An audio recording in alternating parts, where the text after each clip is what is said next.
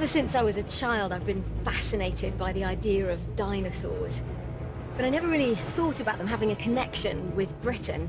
And yet, amazingly, this country was once a paradise for dinosaurs. With over 50 species discovered across the UK, Britain was a real-life Jurassic Park.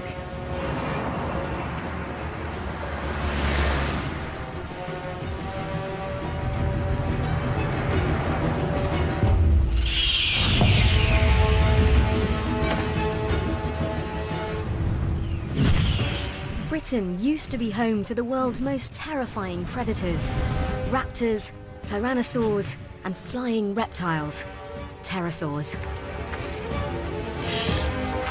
Now I'm on an adventure millions of years in the making, revealing the truth about how this country's dinosaurs lived, fought, ate, and died.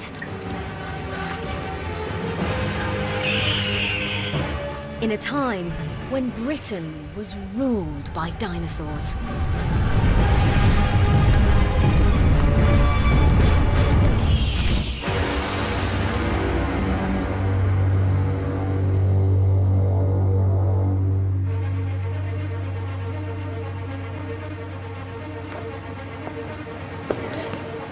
I'm starting my journey at London's world-famous Natural History Museum, the place where many of us came face to face with our very first dinosaur.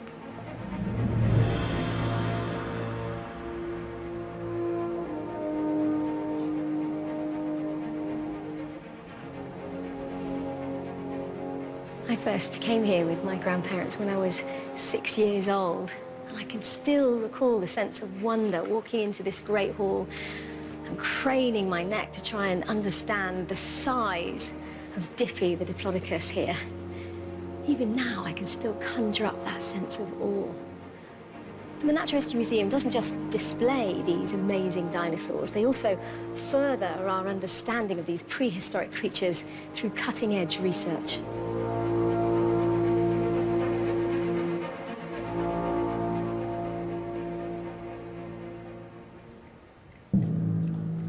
At the centre of Britain's dinosaur research, paleontologists here face the challenge of unravelling jumbled masses of bone to build a picture of a living, breathing dinosaur. 32 years ago, an amateur fossil hunter found something extraordinary in a Surrey clay pit that would become known as the find of the century. And this is what he discovered.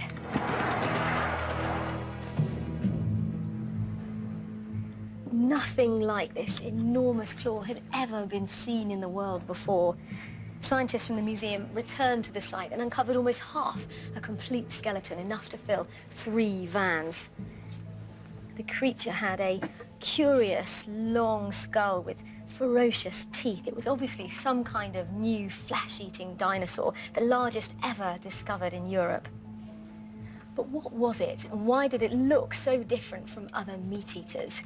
The first tangible clue was this tiny fossil found in the dinosaur's ribcage.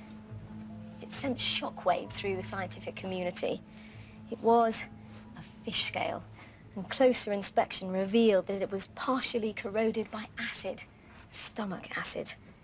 So this fearsome claw belonged to a 33-foot-long killing machine, the world's first fish-eating dinosaur, Baryonyx.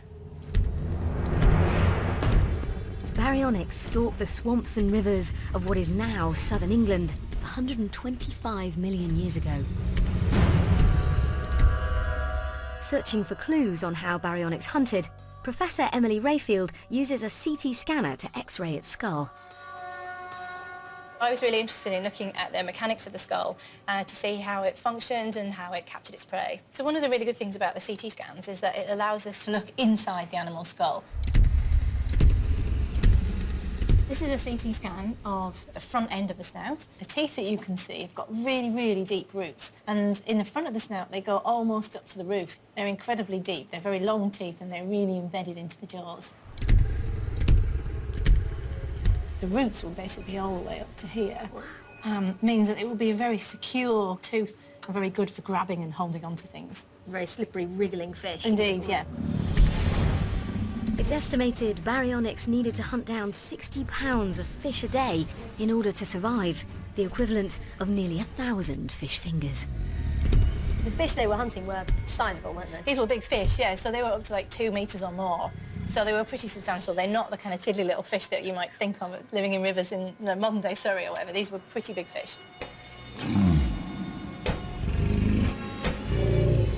Now, this is the thumb claw of baryonyx. This claw was used like a hook, prey out of the water, so fish, for example, in a similar way that you see things like grizzly bears in modern-day environments actually do that with salmon. Fish wouldn't stand a chance against that, would it? It's incredible. It really is mind-blowing to imagine such a ferocious predator at large in southern England. When it was discovered, there was really nothing else like it at all. It really gave us an insight into a completely new group of dinosaurs that we knew nothing about prior to its discovery. You can't forget that these were once living, breathing animals.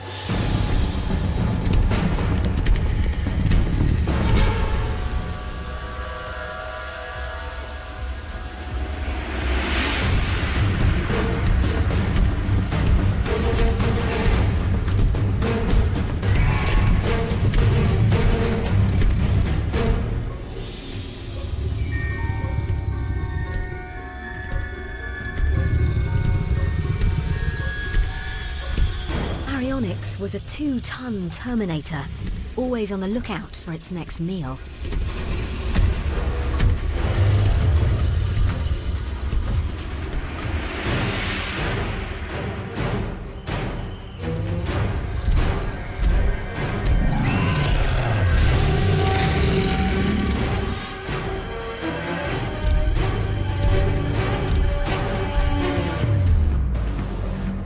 $125 million years ago, baryonyx would have hunted in a very different environment to modern-day London. Britain was much closer to the equator, and the south was a steamy, tropical wetland of rivers and lakes.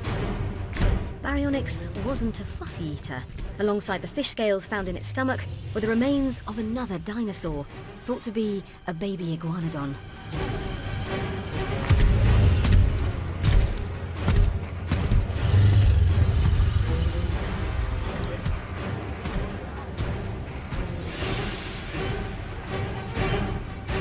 Its long snout was lined with 96 serrated teeth, more than the mighty T-Rex. Like a crocodile, baryonyx could breathe through its nostrils while its head was in the water, just waiting to pounce on its prey. This powerful predator used its enormous razor-sharp claws to sweep fish from the water.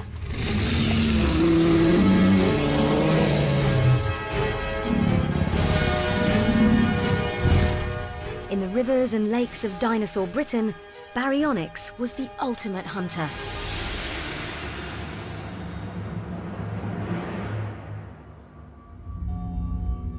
Britain was once home to over 50 different species of dinosaur.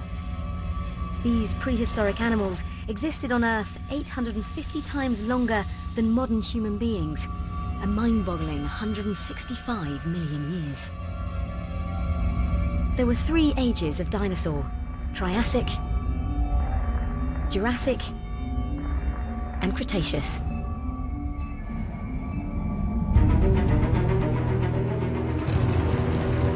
But incredibly, just 200 years ago, no one even knew that dinosaurs once roamed the Earth. So how did we discover their existence?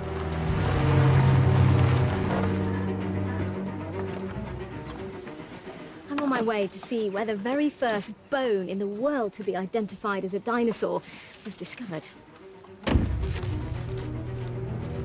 And it was found right here in Britain, just north of Oxford in a village called Stonesfield, 40 feet underground.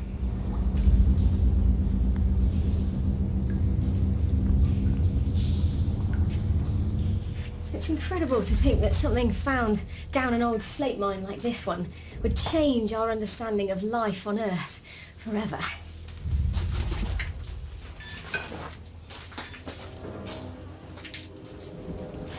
Oh, it's looking really tight down there. Oh no! Did I tell you I was claustrophobic?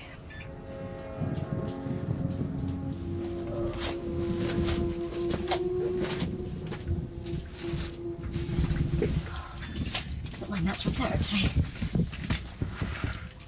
Oh, I'm not enjoying this.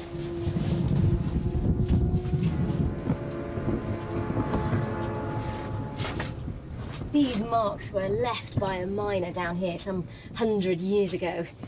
But back in the 1790s, a miner that was chipping away at a similar face came across a piece of ancient bone. It was clearly part of a large jaw because it was filled with vicious-looking teeth, but it was unlike anything that had ever been seen before anywhere on Earth.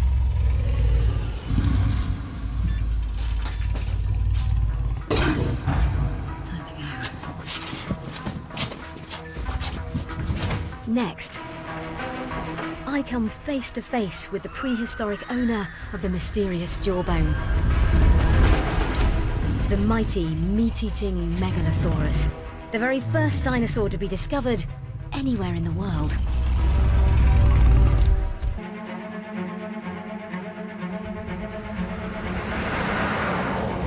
My fascination with dinosaurs began in my infant class of primary school, and my love of wildlife has grown since then.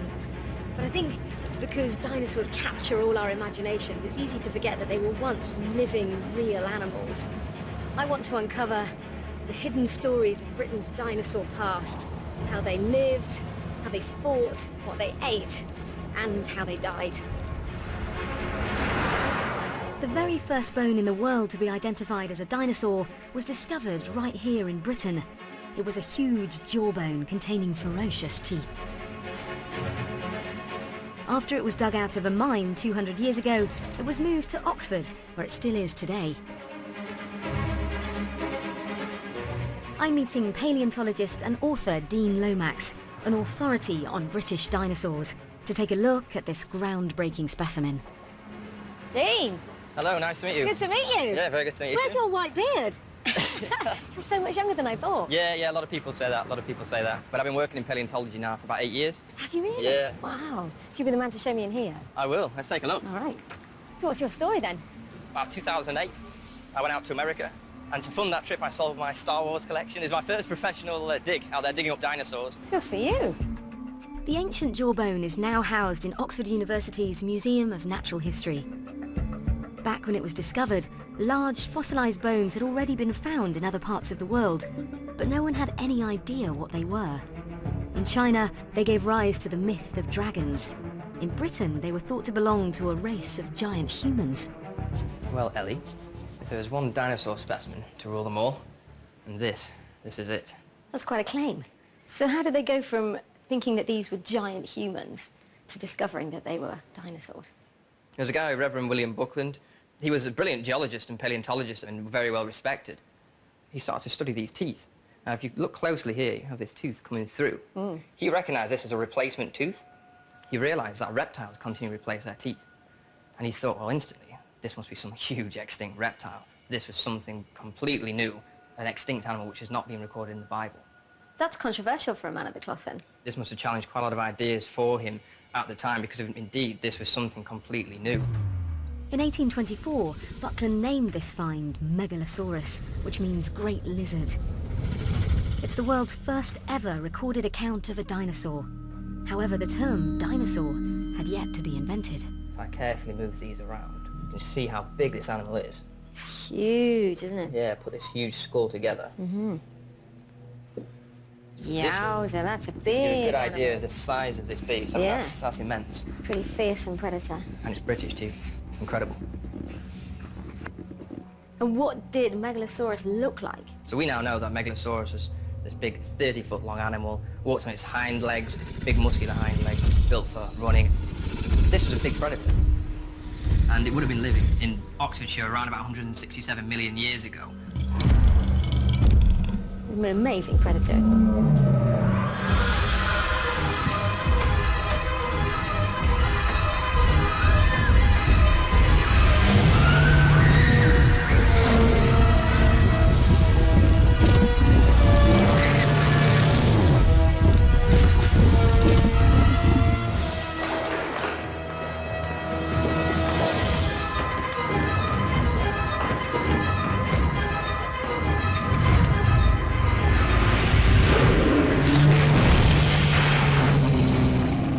Megalosaurus was the largest theropod or meat-eating dinosaur of its time.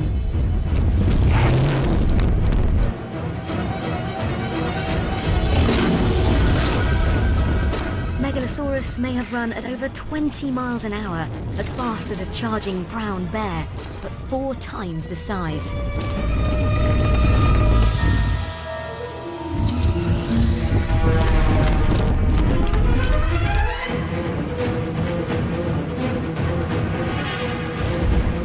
Megalosaurus weighed over a ton, the same as a small car.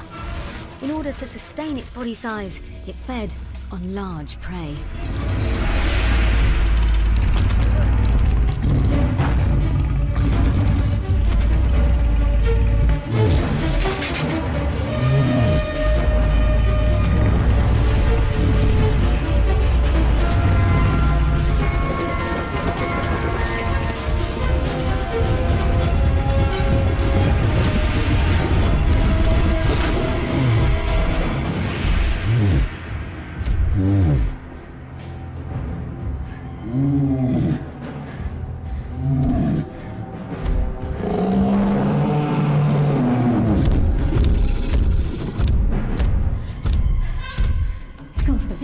It is.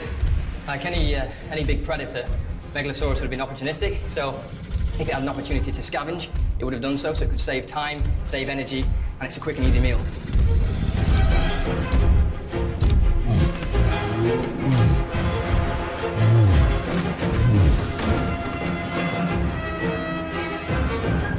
Megalosaurus, the first dinosaur to be discovered in the world, and it lived right here in Oxford, 167 million years ago.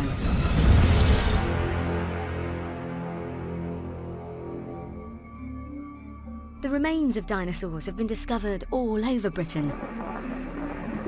When they died, their flesh was either scavenged by other predators, or it rotted away, leaving just the skeleton. As time passed, layers of natural sediment covered the dinosaur. Over millions of years, the layers of earth around the skeleton hardened and turned to rock, encasing the dinosaur.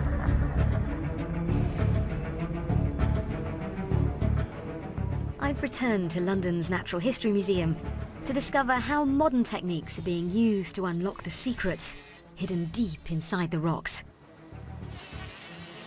Mark Graham is the museum's fossil preparator. So what's inside this? Well, this one is part of a collection of dinosaur material from Oxfordshire. And if we just look underneath here, Ellie, there is Ow! a dinosaur bone. That's fantastic. So when you opened that up, that was the first time it had been seen in how many millions of years? Well, this is about 165 million years old. So quite some time. And that's part of the thrill of this job, really. That's never been seen by any human ever before.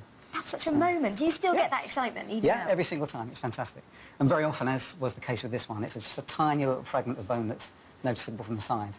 Then you very slowly work your way in using these tools, and you're praying that you don't do any damage, really. And then slowly the thing emerges, and it's a great thrill to see it. Incredible. Yeah.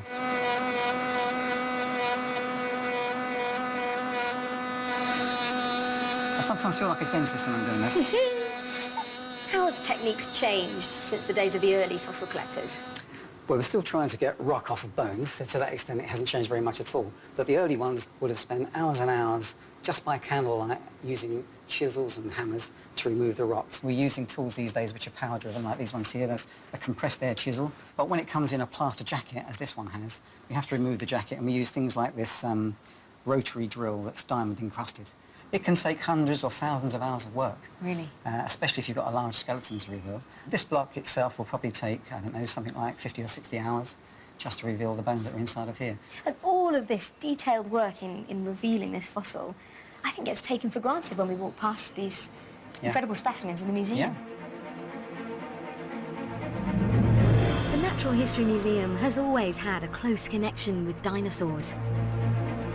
It was founded by Sir Richard Owen, the same man who invented the name dinosaur, which means terrible lizard. Celebrating the latest scientific knowledge of the time, these huge dinosaur sculptures were unveiled at Crystal Palace in South London in 1854. The Victorian public was captivated. I'm meeting Deborah Cadbury, historian and authority on Britain's first dinosaur hunters.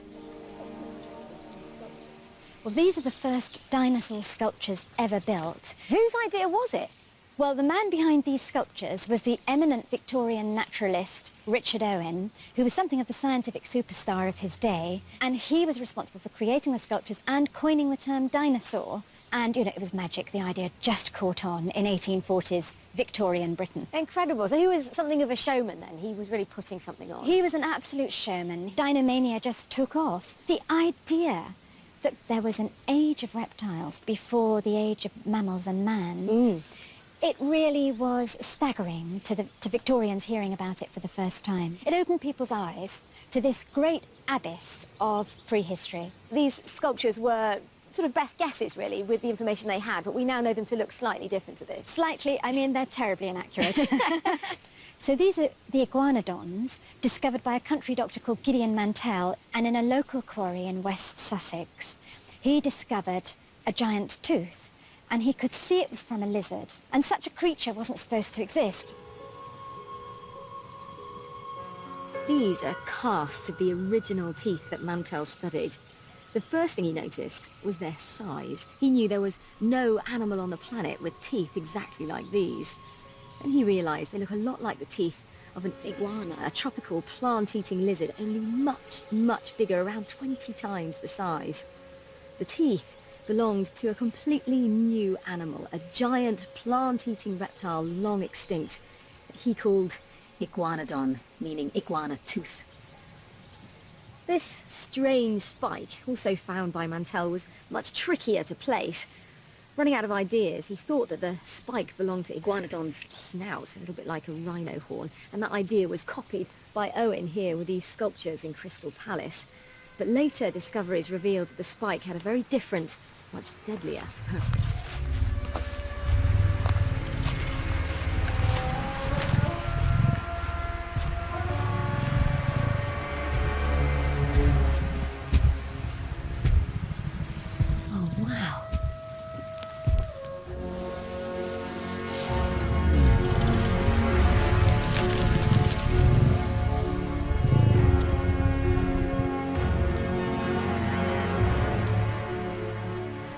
This is Iguanodon, the second dinosaur in the world to be discovered right here in Britain. We now know Iguanodon looked very different to the Victorian interpretation. This 35-foot herbivore had smaller forelimbs, and it could stand upright on its hind legs to feed from higher branches.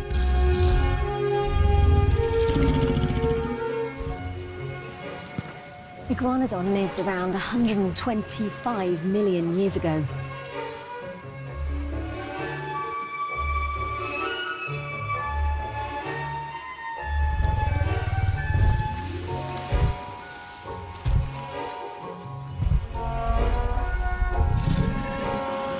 And there you can see that spike that Owen and Mantell puzzled over. It isn't a nose spike as it is on these sculptures around here, but it's actually a thumb spike, which was used to maneuver branches and leaves into its mouth.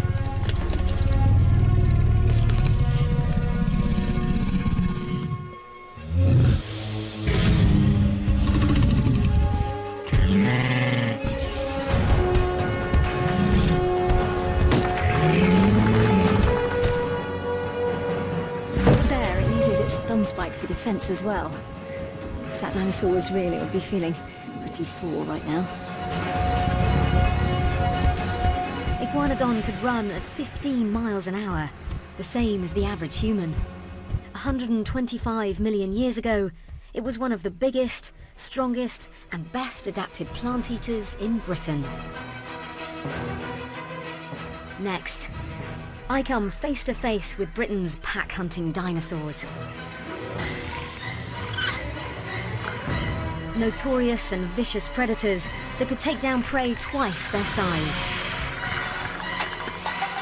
Raptors.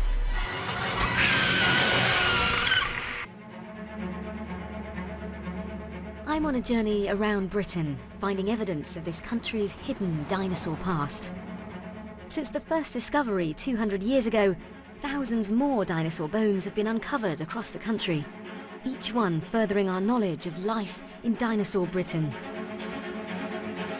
I've come to see a remarkable specimen from one of the most notorious and vicious dinosaurs ever to have walked the earth. A predator that hunted just a few miles south of these ancient stones, 143 million years before this monument was constructed. What you've got in your bag, your dinosaur bag. All right. Well, let me show you very carefully. Open this up. I'll pull it out. Now this is a piece of jaw from a dinosaur. It's called Nethetes destructor. Very, very cool name. Oh, a lovely piece. Yeah, you see the detail of the teeth as well on there. Yeah. See the serrations. When it was first described, it was considered to be a lizard, then a crocodile, and even a mammal, and only very, very recently, a raptor. That was from here in That's Britain? it, the British raptor. Wow, where does it come from? It comes from about an hour away from here. It's on the Isle of Purbeck, the Jurassic Coast. How can they tell from this just tiny piece of jawbone that it belonged to a raptor? Because we only have this fragment, and we also have a couple of isolated teeth, we have to look at more complete remains of raptors all found across the world. So, what springs to mind the most famous velociraptor made famous by Jurassic Park? How like that velociraptor from the movie was this? Velociraptor would have been about probably 3 feet tall, about 6.5 feet long, so nowhere near the size within Jurassic Park. And our Nethetes was probably about the size of a turkey. No! Yeah, pretty vicious turkey though. Was it? Yeah, I'm sure it was. So what do we know about how it looked and what it did? Nethetes, much like the majority of raptors, would have been walked on its 2 hind legs. It would have had this sickle-shaped claw on its foot, killing claw. It would have had 3 claws on its hands. Wow, that's a description.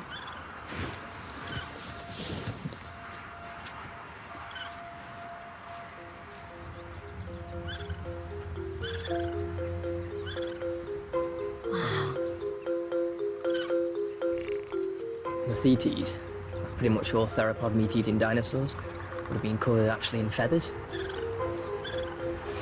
can see birds, modern living birds you can hear around us at the moment, they're dinosaurs as well. They evolved from theropod dinosaurs about 160 million years ago. So what was the function of the feathers then? Probably for display, courtship, or warmth, or even brooding as well. Some fossils have been found where you have a skeleton laid over some eggs, where it's been brooding. Another indicator that they're linked to birds as well. What sort of things did they prey upon?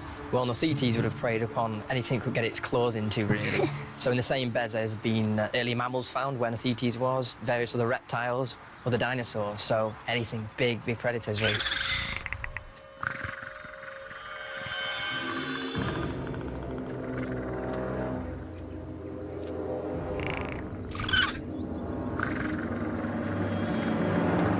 There's evidence that raptors, like Nethetes, may have hunted together in packs. Cooperation could have allowed them to take down much larger prey.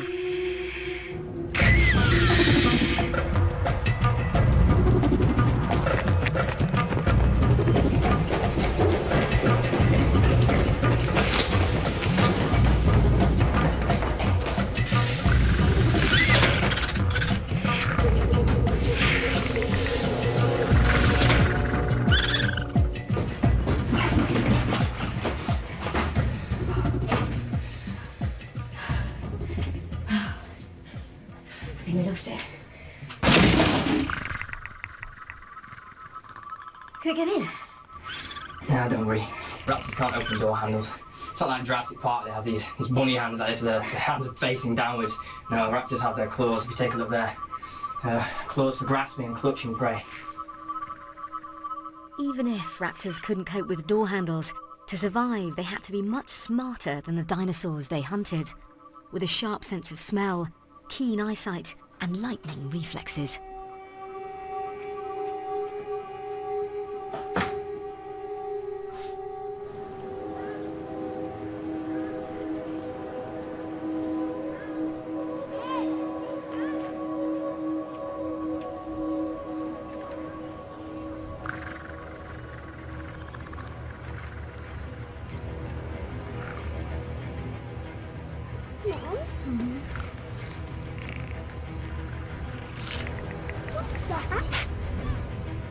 Just like their modern relatives, birds of prey, these fast, fierce predators would have made quick meals of their victims.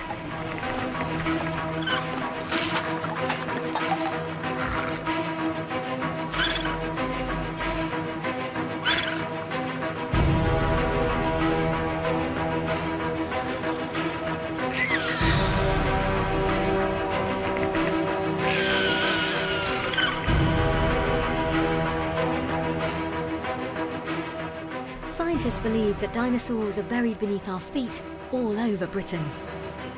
But it's on our coastline where they're most likely to be found. Many of the dinosaurs that have been discovered here were found by amateur enthusiasts and ordinary families who happened upon a piece of bone or tooth or even a footprint while out on the beach. And I'm heading now to one of Britain's best dinosaur hunting hotspots. Stretching nearly 100 miles across Dorset and East Devon, the Jurassic Coast is England's first natural World Heritage Site.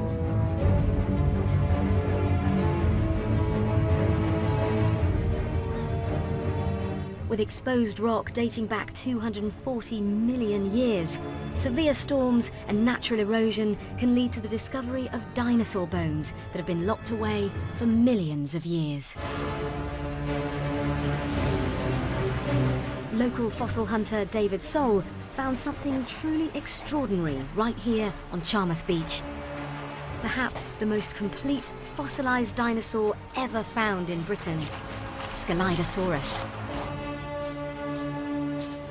Hi David, nice to meet you. Hello, Ellie. How are you doing? So was it Well, thanks. luck or judgment, would you say, your great find? There's absolutely no question at all. It's pure luck. December 2000, we'd had a really good, wet, stormy night. And as I came along here, I noticed some bits falling out of the cliff. There's really quite a cascade of stuff. So which layer did your find come from? It came from directly above us where we are now, but about halfway up that last steep section. Right. There was a stone in front of me. It had just obviously toppled down with this fall and just lodged in the shingle at the base cliff there. And it just looked sort of different, odd, covered in mud. So I couldn't tell what was in it, but I thought, well, OK, it's worth giving it a tap with a hammer, which I did. I just knocked a corner off and found it was packed with bones. So, you know, wow. Was it a big moment, that, for you? A very big moment, yes. So, yes, obviously it was a thrill. So in the next few days, I mean, I checked it then religiously every day after the high tides. And I think it was just within 3 or 4 days, I found a piece that turned out to be the skull. And has Scelidosaurus been found anywhere else? Well, that's another interesting thing. It's sort of known locally as the Charmouth dinosaur because to date, there's no certain record of it from anywhere else in the world, so it's unique to this area so far. How can you tell how old it is? These rocks here, they're early Jurassic, and they are dated roughly between 190 and 200 million years ago. They were formed on the seafloor, an accumulation of material that built up and built up, hundreds and then thousands of feet thick. And somehow you've got a land-based animal, a dinosaur, that's arrived on a seafloor, maybe 100, 200 feet deep, who knows. How on earth has that happened? It's a fascinating idea. You can imagine all sorts of scenarios. How did it get there, poor thing? Something went wrong in its life. Yes, what an incredible mystery. Scelidosaurus's death is unexplained. A land-based dinosaur found washed out to sea. With one of the most complete skeletons ever found in Britain, I'm hoping its bones will help solve a mystery almost 200 million years in the making.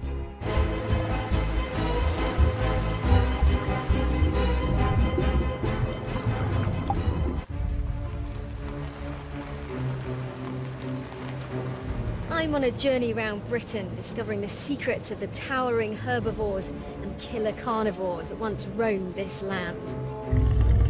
I've come face to face with the world's first dinosaur discovery, the mighty Megalosaurus, and learned that raptors were actually covered in feathers.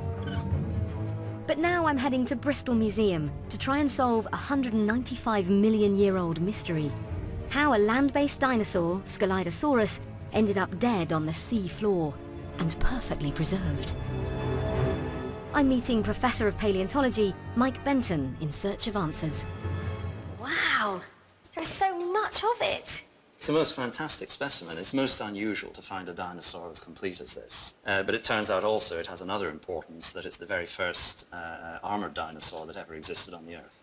And I think the most extraordinary thing is that all the bits are in the right places, you know, the head, the whole skeleton, the arms and the legs and so on. And most extraordinary of all, very unusual, is to find all of the armor plates more or less exactly as they would have been. Scelidosaurus was 13 feet long and a herbivore, with armor plates to protect it from predators. It lived around 195 million years ago in the early Jurassic period. Southern Britain would have looked very different from how it does today. The UK was closer to the equator and made up of a series of small islands. The weather was hot and unpredictable, with powerful storms and flash floods.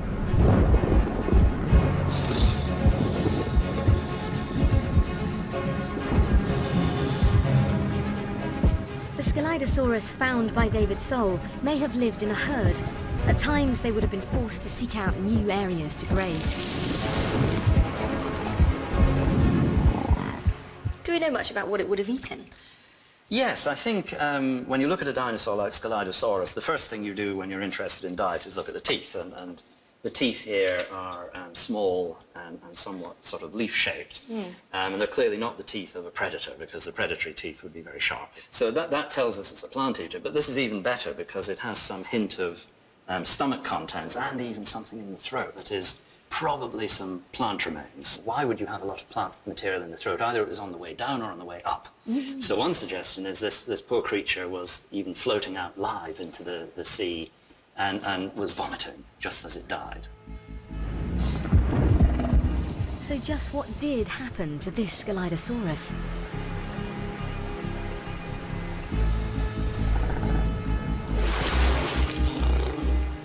With short legs, standing just over 3 feet tall and weighing around 50 stone, this land-based animal was not a strong swimmer and was vulnerable to extreme weather conditions and treacherous swollen rivers.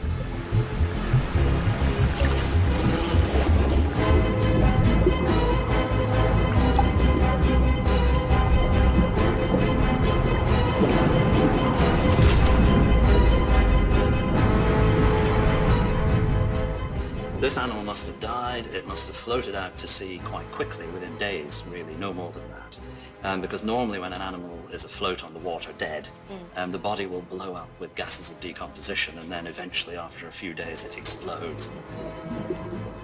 It didn't do that.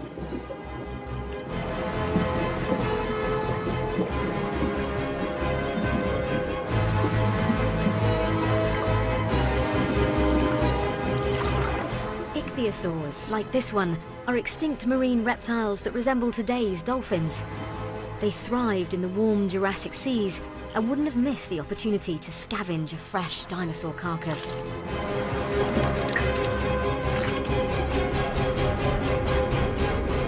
While some Scelidosaurus were eaten, others drifted to the sea floor.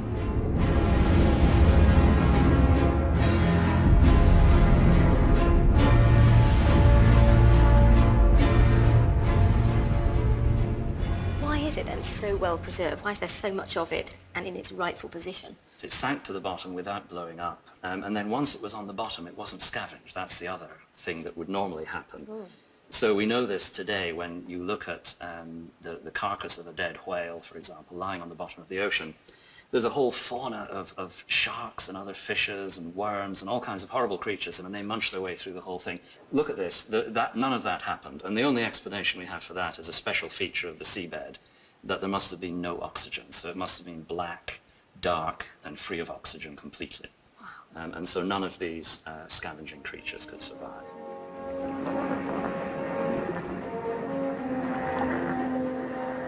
Over millions of years, layers of sediment turned to stone, with the bones and teeth of the Scelidosaurus encased, intact. As the skeleton was buried deeper over time, the original material began to be replaced with minerals from the surrounding sediments.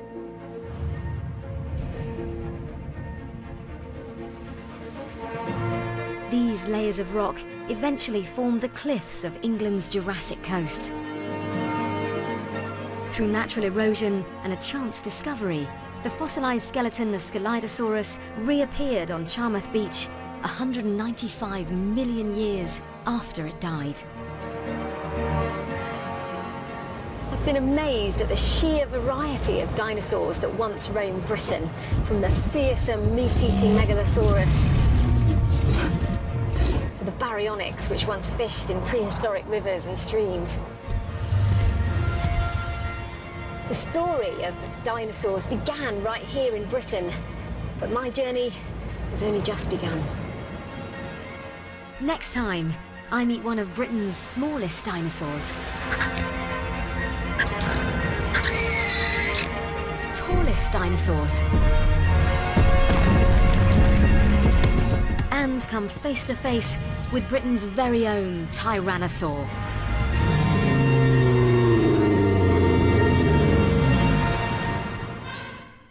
Yes, we're back to Rome, Dinosaur Britain, tomorrow night at 8. Well, for the first time this week, there's access to a payday loan firm. Short Cash in Hand is new tomorrow at 9. And with 2 other new series this week, we're in Brighton following The Police at the Nick Wednesday at 9. And we're in Central America with Stephen Fry on Thursday at 9 o'clock. Next, this Bank Holiday Monday, it's the very latest ITV News.